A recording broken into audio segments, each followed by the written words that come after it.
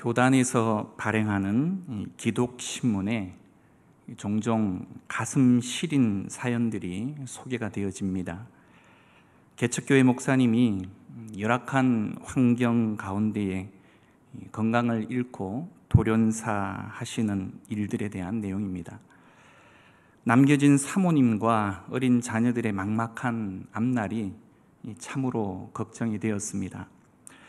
한국교회는 교인 수가 1,000명이 넘는 중대형 교회는 약 5% 미만입니다. 그리고 100명 미만의 소형 교회가 대략 70% 이상이 되어집니다. 거의 5만 개 소형 교회 목회자들은 그에 따라서 당장의 생계를 걱정할 정도로 어려운 형편에 처해 있는 것이 사실이죠. 그럼에도 불구하고 가난과 질병, 그 최악의 조건, 그리고 어려움 속에서 하나님의 뜻을 어떻게든 이루어 드리려고 하는 그들을 향해서 우리는 결코 실패자다라고 부르지를 않습니다. 오히려 넉넉함이 있고 건강도 충만하고 되걸 같은 집에 좋은 차 타고 다녀도 성도에 대한 일말의 관심도 없고 오직 자기 이익만을 위해 살아가는 목회자가 있다면 우리는 그를 두고 머뭇거림 없이 실패자다라고 부를 것입니다. 목사에게 성공은 결코 그런 모습이 아니기 때문이다라는 것이죠. 어디 목회자만 그렇습니까? 부르심을 입은 성도도 마찬가지인 줄 압니다. 편안함과 안락함이 어떻게 그리스도인들에게 있어서 성공의 지표가 될 수 있다는 말입니까? 하나님의 뜻을 이루고 내게 주신 사명을 이룬다면 비록 현재 실패를 거듭한다 할지라도 고난이 있다 손 치더라도 승리하는 인생인 줄 믿습니다. 사랑하는 여러분은 지금 그렇다면 내게 맡겨진 사명이 무엇인지 명확히 알고 계십니까? 그리고 그 사명 앞에 현재 충성을 다해서 달려가고 계십니까? 아니면 그저 몸과 마음만 편하면 소명 따위는 별 관심도 없는 실패나 고난을 어떻게 하든 피하려 사명 따위는 목회자에게나 줘버리는 그러한 무책임한 삶을 살아가고 있지는 않으십니까? 말씀을 통해 사명을 깨닫고 실패도 감내하며 주를 위해서 삶을 드릴 것을 결단하는 그런 놀라운 은혜가 오늘 이 오후 시간 가운데에 말씀을 듣고 일어날 수 있기를 간절히 소망합니다. 오늘 본문의 분위기는 참으로 암울합니다. 스데반의 마지막 설교 이후 그는 유대인들의 돌에 맞아서 죽게 되고 그가 속한 이 예루살렘에는 극심한 핍박이 일어서 많은 성도들이 뿔뿔이 흩어지고 말았습니다. 이 일에 선봉장으로 나선 인물이 바로 바울이 되기 전 사울로 초대교회를 거의 쑥대밭으로 만들어가고 있었던 것입니다. 정말 희망이라고는 보이지 않는 완벽한 실패고 그리고 교회는 도대체가 하나님 앞에 철저하게 버림받은 것처럼 보였습니다. 사랑하는 여러분, 그러나 과연 그러합니까? 우리는 성공을 종종 편안하고 순탄하며 자기가 원하는 대로 되는 것이다 라고 생각을 합니다. 그래서 병이 없거나 자기가 선호하는 것을 누리거나 아들, 딸 적당히 낳고 좋은 집에 좋은 차에 적당한 지위를 누리고 사는 것을 성공했다라고 생각을 합니다. 하지만 우리는 하나님의 백성으로서의 분명한 목적을 가지고 있는 사람들입니다. 단순히 편안하고 안락하게 살아가는 그러한 저급한 수준의 인생이 아니라는 거죠. 우리의 목적은 그래서 하나님의 뜻을 이루고 내게 주신 분명한 사명을 이루어 내는 것입니다. 그것이 무엇입니까? 복음을 증거하고 삶을 통해 하나님의 나라를 드러내며 사는 삶이다라는 거죠. 그래서 빛이고 그래서 소금입니다. 그러한 하나님의 뜻을 이루어 갈 때 어려움이 있고 실패가 있어도 이 사명을 이루어가는 과정이기 때문에 결코 우리는 실패자가 아니라 사명자다라는 것이죠. 그렇다면 주를 위해 달려가는 사명자 앞에 왜 하나님은 이렇듯 고난과 실패를 허락하시는 것일까요? 그것이 필요하다면 우리에게 주는 유익과 축복은 또한 무엇일까요? 그것은 다른 모든 수단을 통해서도 이루지 못할 일들을 그 고난이, 그 실패가 이루어내기 때문입니다. 고난만 이루어내는 능력이 있다는 거죠. 실패만이 줄 수 있는 축복이 따로 있다는 것입니다. 저는 취미로 우리 박정훈 목사님의 강권적인 권유로 자전거를 타게 되었습니다. 해보니 운동도 좀 되고 기분 전환도 좋은 것 같습니다. 아직 초보자라 한강까지 한 80km를 다녀오려면 적어도 한 4시간 정도는 좋게 걸리더라고요. 처음 박 목사님께서 한 100km 거리의 양평을 자전거로 다녀온다라고 할 때 감이 좀 잘 오지를 않았습니다.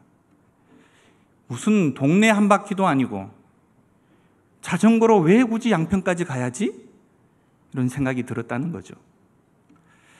양평까지 자전거를 타고 가면 엉덩이에 피멍이 들지는 않을까? 혹시 다리에 힘줄이 끊어지는 거 아니야? 이런 걱정도 되었습니다, 사실. 그러다가 오기가 좀 생겨서 그날로부터 조금씩 거리와 이 시간을 늘려가면서 맹훈련에 돌입을 해봤습니다. 그리고 지금은 아직 양평까지는 아니지만 하루 4-5시간 약 80km 정도, 저희 집에서 대략 여주 정도까지 거리가 되더라고요.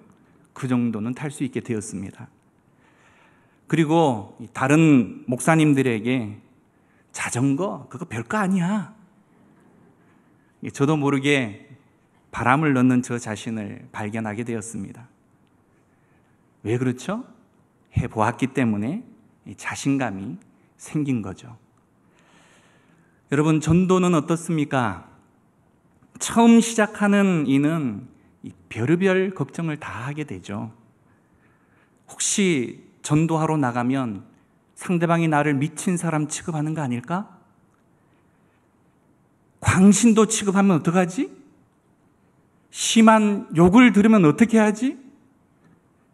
이러니 단 한 걸음도 내딛질 못하는 거죠. 해보지 않았기 때문에 두려운 마음이 우리의 마음속에 가득한 것입니다. 그러나 막상 전하러 나가보면 어떻죠? 해본 사람은 압니다. 의외로 그 복음을 들어주는 사람이 있더라는 거죠. 우리 중에도 평상시에는 별 말씀도 없으시다가 그리고 조용조용하신 분이셨는데 거리로만 나가면 아무나 붙잡고 담대하게 복음을 그렇게 전하시는 분들이 계십니다. 그분도 사실상 하루아침에 된 것이 아니라 바로 지속적인 훈련의 결과더라라는 거죠. 하나님은 처음부터 성공하고 처음부터 잘되게 하시는 것이 아니라 실패, 고난, 이런 시간들을 통해서 우리에게 담대함을 가져다 주신다는 것입니다. 초대교회 성도들은 그래서 고난을 통과한 사람들이었습니다. 죽음의 위협이 있었고요. 예수를 믿는다는 그 사실 하나만으로 자신이 살고 있었던 곳에서 쫓겨나는 그런 경험을 하였습니다.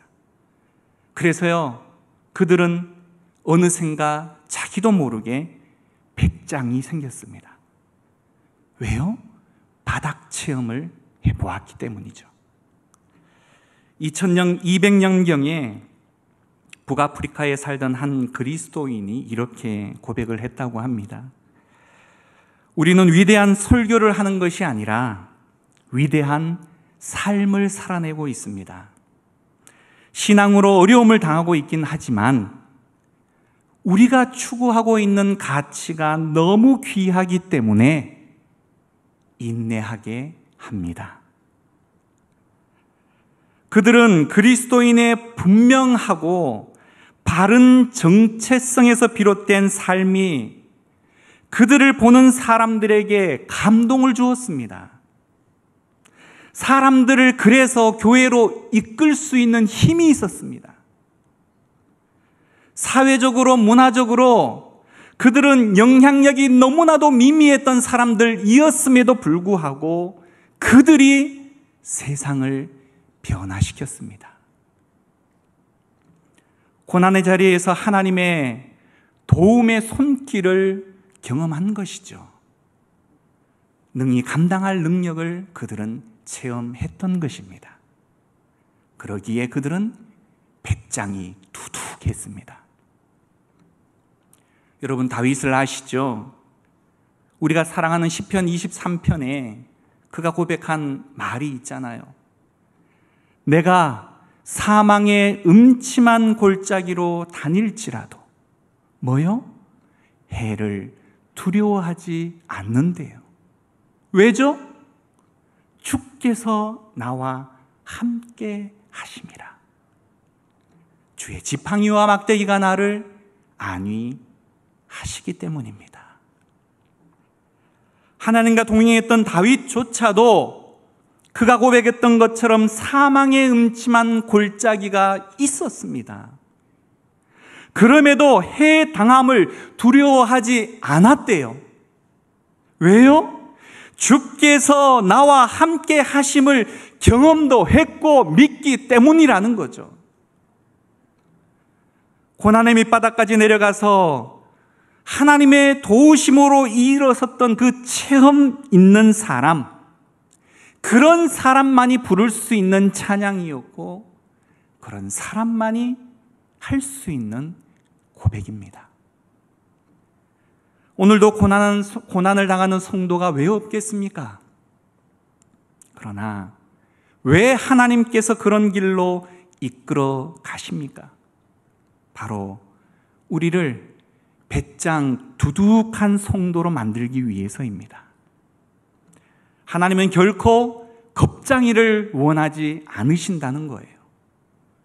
어떤 상황에서도 포기하지 않는 담대한 성도를 만들기 위해서 우리를 고난의 자리로 이끌어 가신다는 겁니다. 실패가 두려운 이유는요, 실패를 하지 않고 오직 성공만 하려 들기 때문인 것입니다. 그래서 우리의 자녀들에게 무조건 위험한 것은 다 피하게 만들고 어려운 것도 다 피하고 오직 쉽고 편하고 안전한 것만 다루게 하는 것에 대해서 우리는 충분히 재고해 보아야만 합니다. 왜요? 우리의 지혜에 하나님께서 우리를 훈련시키실 때 먼저 떨어지는 훈련, 실패부터 가르쳐 주시기 때문이다라는 겁니다. 그러나 그 실패, 사망의 음침한 그 골짜기라도 하나님께서 함께 하시면 능히 이겨낼 수 있는 것입니다. 이 확신이 우리 안에 있어야 비로소 실패를 주목하기보다 우리에게 주어진 사명을 주목하게 된다는 것입니다. 이것이 바로 하나님이 하시는 방법이에요. 모세를 보십시오. 화려하고 안락한 궁궐에서 도망쳐 광야에서 40년 동안 훈련받고 난 다음에 비로소 이스라엘의 진정한 지도자로 쓰임받았습니다. 실패와 고난을 통해서 그의 삶 가운데 담대함의 뿌리가 내리도록 하나님께서 그를 이끌어 가셨고 또한 훈련시켰더라라는 거죠. 그렇다면 더 이상 우리는 우리에게 당면한 모든 실패를 향해서 실패라고 말할 수 없다는 거예요. 오히려 그 실패는 우리에게 걸음이 되어서 우리의 삶을 비옥하게 만드는 재료가 된다는 것입니다. 그래서 고난과 실패를 경험한 사람들은요, 달라요. 어떻게 다르죠? 그들은 겸손합니다. 그리고 눈물이 무엇인지를 알아요. 고난이 다른 사람의 가슴과 심정을 이해할 수 있게 만들더라라는 겁니다. 이것이 바로 고난이 가져다주는 진정한 유익이다라는 겁니다. 두 번째로요, 실패는 우리가 무조건 쫓아다니는 것들의 진정한 모습, 그것은 허상이고 정말 우리가 주목하고 따라가야 할 실상이 무엇인지를 알려주는 나침판과 같습니다. 건강주심에 대한 감사헌금을 사랑하는 여러분, 누가 많이 할까요? 감기라고는 걸리지도 않고 코로나 정도는 대수롭게 여기지도 않는 분들, 또는 힘이 남아 돌아서 어찌 주체할 수 없는 그런 사람들이 감사헌금을 많이 할까요? 아무래도 병상에서 갓 수술받고 회복되신 분들이 건강에 대한 감사헌금을 많이 하게 되더라는 것입니다. 왜죠? 건강을 잃었다가 깨닫게 된 것이 바로 건강의 진짜 가치이기 때문이다라는 겁니다. 건강에 대한 이 가치를 모르면 몸을 함부로 다룰 가능성이 크다는 거죠. 이렇듯 하나님께서 고난과 실패를 통해서 그 본연의 가치를 깨닫게 만드시더라라는 겁니다. 예배도 마찬가지 아닙니까? 코로나 전 우리는 내가 원하면 언제든지 예배할 수 있다라고 생각해서 그 소중함을 잘 절감하지 못했잖아요. 하지만 예배할 수 없는 환경을 경험한 우리들은 예배가 얼마나 소중하다라는 사실을 절감하게 되었습니다. 교회가 다시 문을 열었을 때 내가 앉았던 그 자리에 앉기만 해도 은혜의 감격이 밀려왔던 그 시간들이 바로 얼마 전이었습니다. 여러분, 하물며 저 북녘 땅에 핍박 속에 있는 교회들은 지하에서 혹여나 발각이 되어질까 속삭이며 드리는 예배일지언정 눈물 가운데에 감격하며 그 예배를 드리고 있습니다. 왜죠? 예배의 가치를 절감하고 있기 때문이에요. 하나님이 오늘 이 시간을 허락하지 않으면 우리는 예배할 수 없다는 것을 그들은 매 순간 절감하고 있기 때문이에요.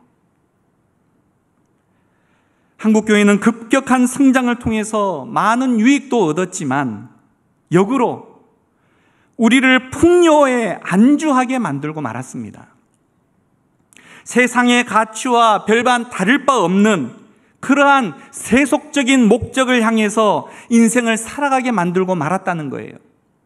세상 사람들이나 성도나 중직자나 목회자나. 하지만 초대교회는 모든 것을 버리고 따라갈 그 가치를 발견했고 그 가치에 걸맞는 이 세상과는 전혀 다른 삶을 살아내었습니다.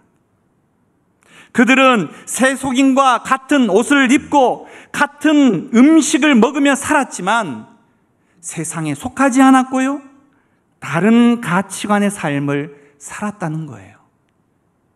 이와 같이 교회는 하나님께서 이 세상으로부터 불러내신 사람들의 모임입니다.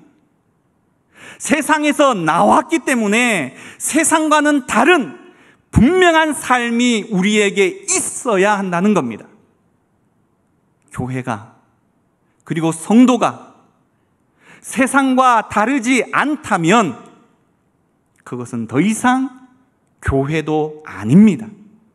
성도도 아닙니다. 초대교회 성도들은 하나님의 약속 공동체로서의 자신의 그 정체성을 분명하게 인식했고, 자신들이 고백하는 그 고백대로 살았고, 그 고백대로 당당히 자신의 목숨을 내어 놓았습니다. 믿음으로 인해 많은 어려움을 겪게 되었지만 오히려 그것이 그들에게 있어서 믿음의 증거가 되었습니다.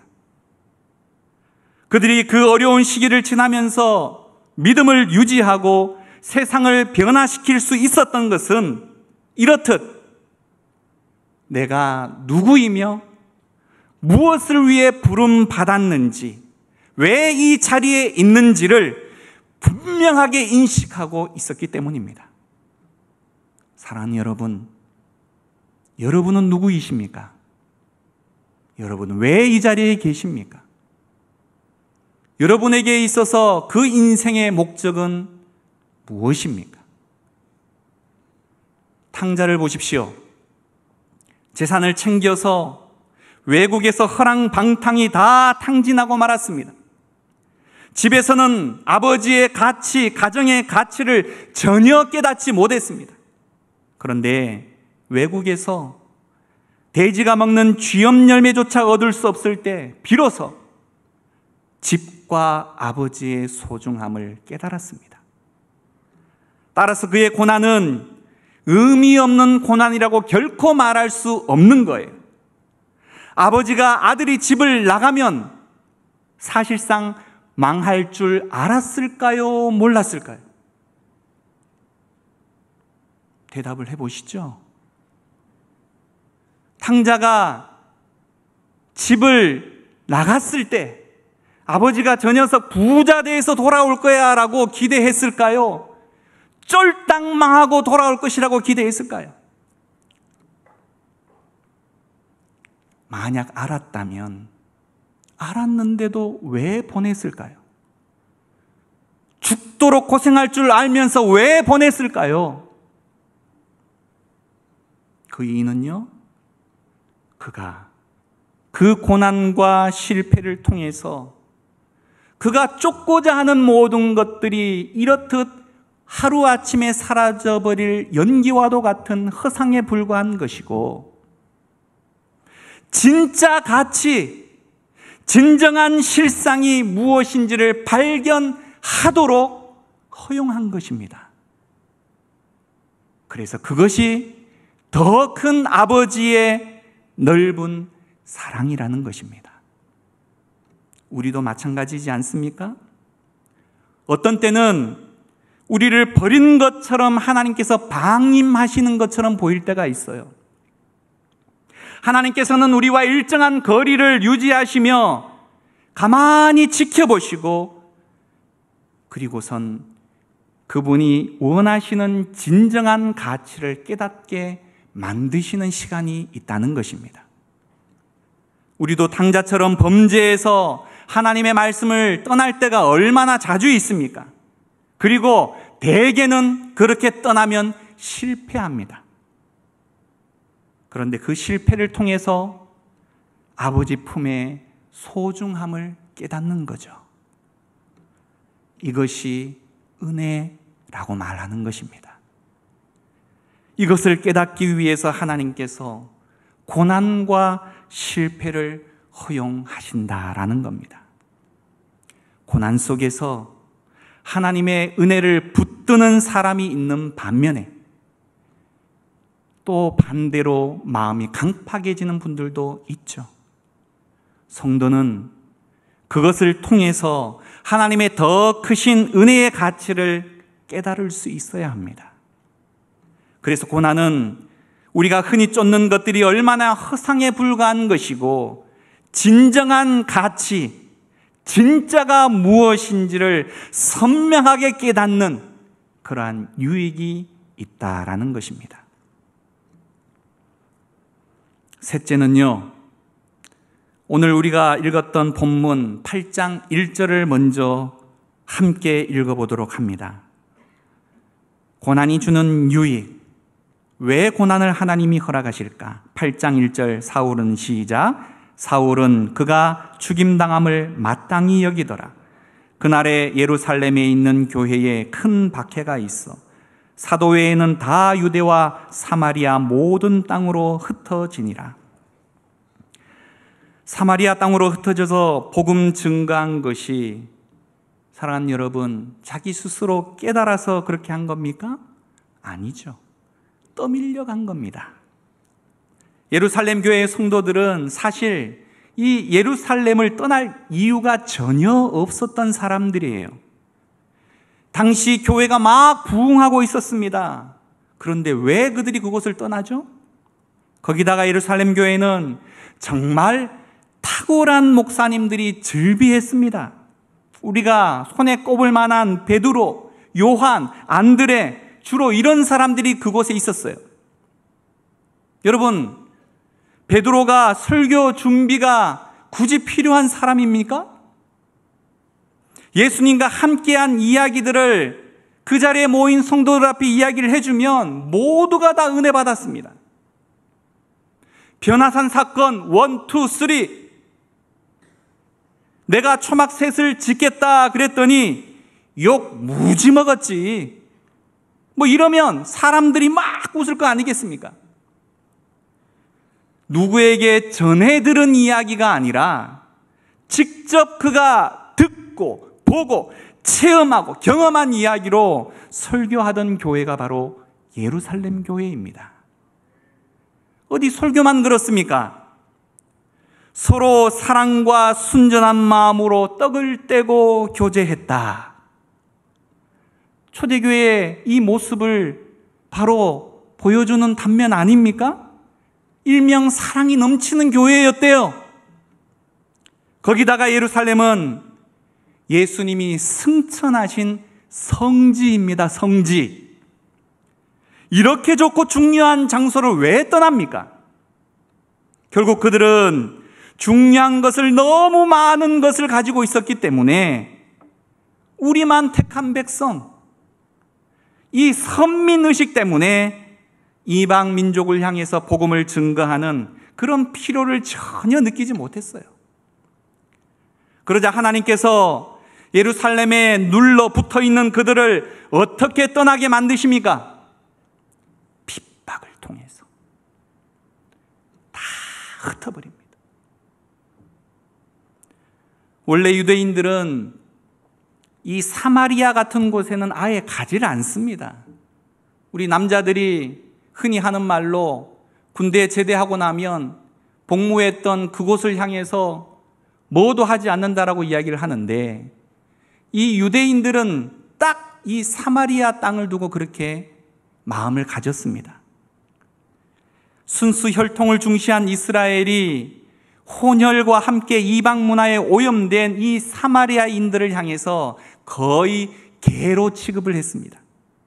특히 유대인들이 바벨론 포로에서 돌아와서 우리가 다 잘 아는 느헤미야가 성벽을 재건할 때 사마리아의 이 산발랏이 방해를 하면서 유대와 사마리아의 갈등은 최고조에 이르게 되었습니다. 그래서 유대인들은 이 사마리아 사람들과 상종도 하지 않았다는 거예요. 그런데 핍박당하니까 그 땅에도 갔다는 거예요. 사도행전 1장 8절에 오직 성령이 너희에게 임하시면 너희가 권능을 받고 예루살렘과 온 유대와 사마리아와 땅 끝까지 이르러 내 증인이 되리라 하시니라. 아멘. 아마 이스라엘 백성들은 이 성령에 감동된 이 말씀을 듣고 그래도 이 민족 감정의 이 혈통주의에 이 말씀을 그들 나름의 감정을 실어서 이렇게 암송을 했을 것 같아요. 오직 성령이 너희에게 임하시면 너희가 권능을 받고 예루살렘과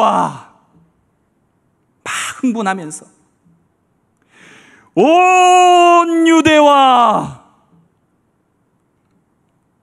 아주 큰 목소리로, 그리고 다음이 뭐죠? 사마리아와 막 기어가는 목소리로 그냥 막 지나가려고, 그리고는 땅 끝까지 이르러. 성령이 말씀하셨지만 여전히 그들의 마음속에는 사마리아를, 그곳을 내가 왜 가? 나는 싫어. 그랬을 거예요. 그런데 오늘 우리가 읽었던 본문 5절을 보시면 빌립이 사마리아 땅에 가서 복음을 전하고 부흥회도 엽니다. 이 일을 누가 하는 거예요? 하나님이 하시는 거잖아요.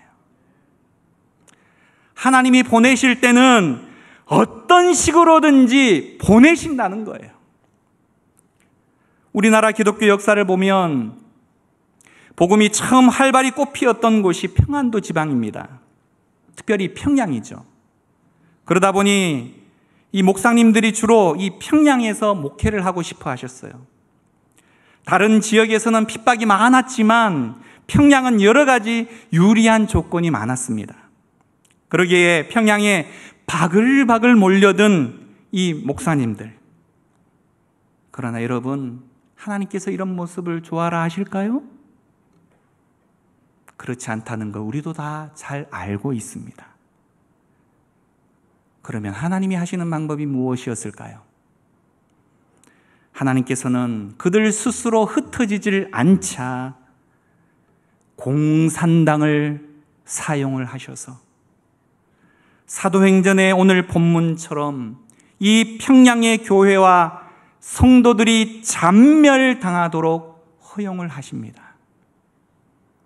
목사도 죽고 성도도 죽어나가자 도망치기 시작을 한다는 거예요.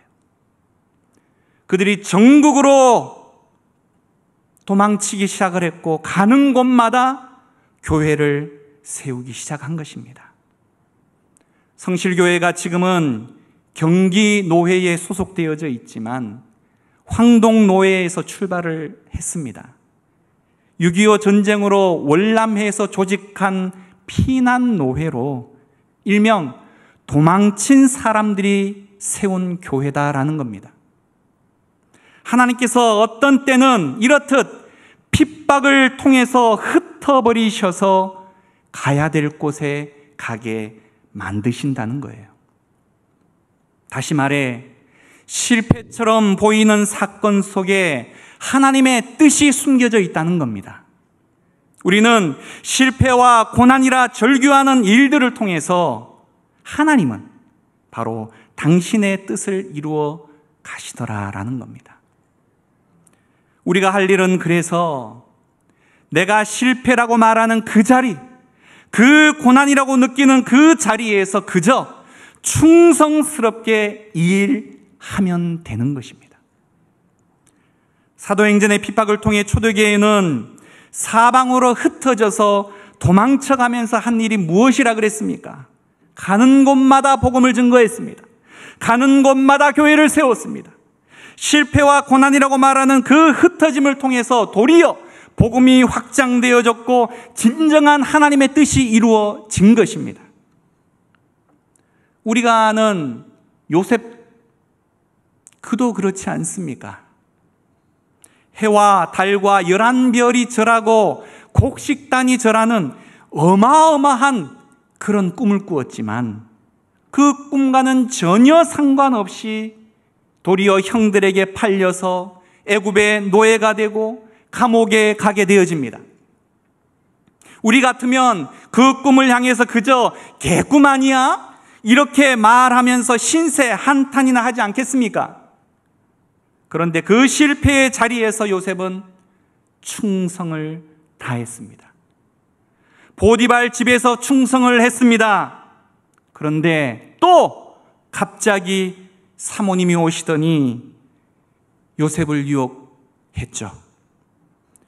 요셉에게 그 유혹이 어찌 보면 지금까지의 모든 고생을 일거에 다 해결할 수 있는 기회가 될 수도 있었을지 몰라요.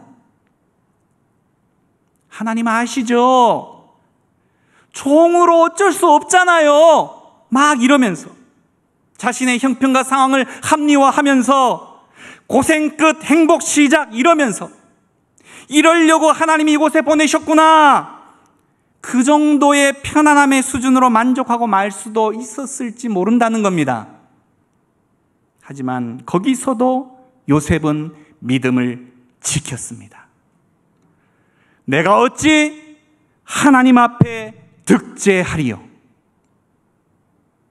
막 이랬더니 감옥에 들어가고 말았어요. 이 상황을 두고 우리는 또 어떻게 이야기할 수 있죠? 참 치질이도 운이 없네. 하나님을 위해서 저렇듯 믿음을 지켰는데 도대체 하나님은 뭐 하고 계시나? 털끝만치도 가망이 없는 인생이구나.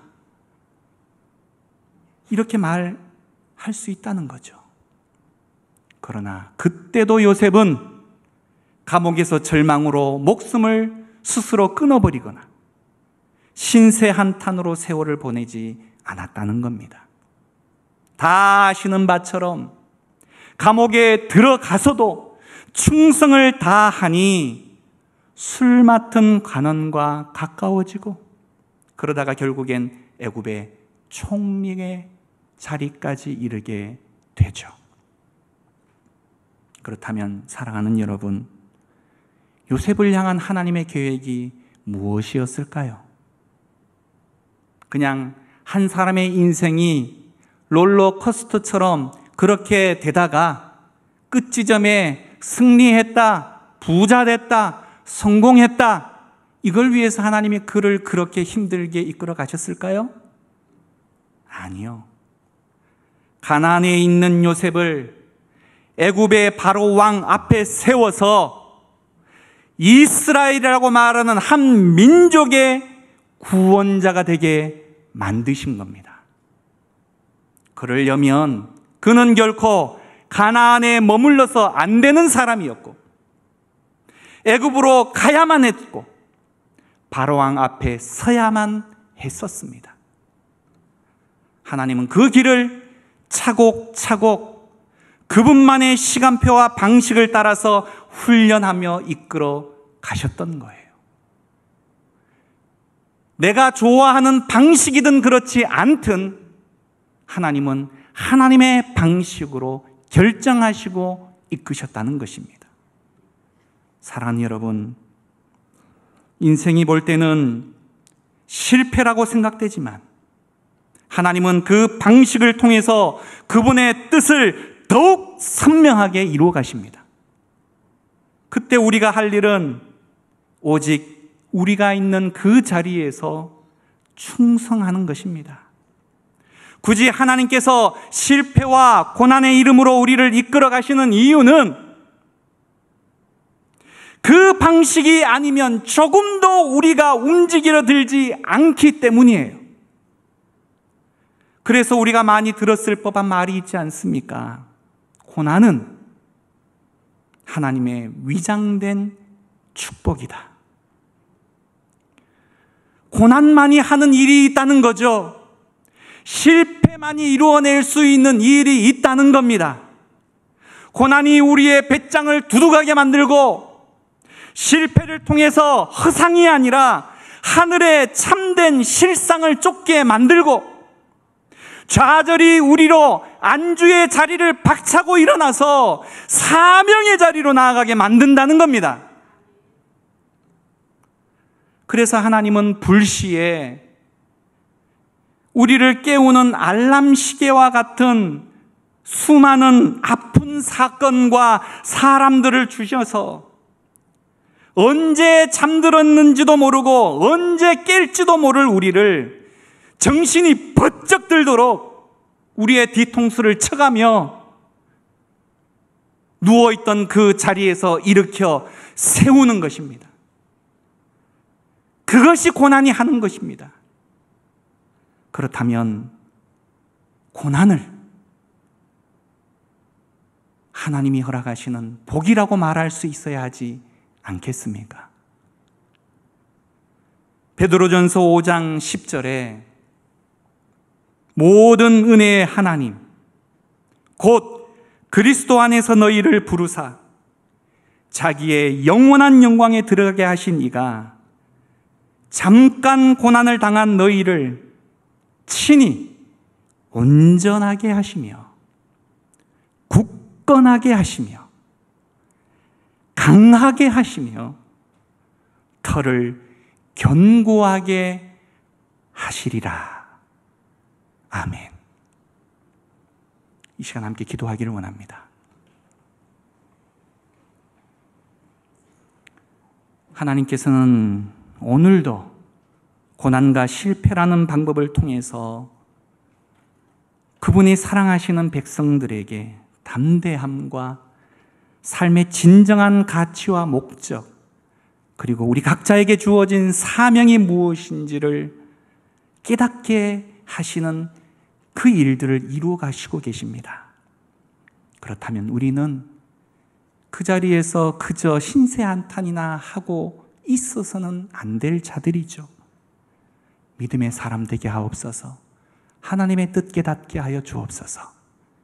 실패지만 고난이라고 말하지만 그 자리에서 우리 각자에게 주어진 사명 감당하게 하여 주옵소서. 함께 기도합니다. 하나님 아버지가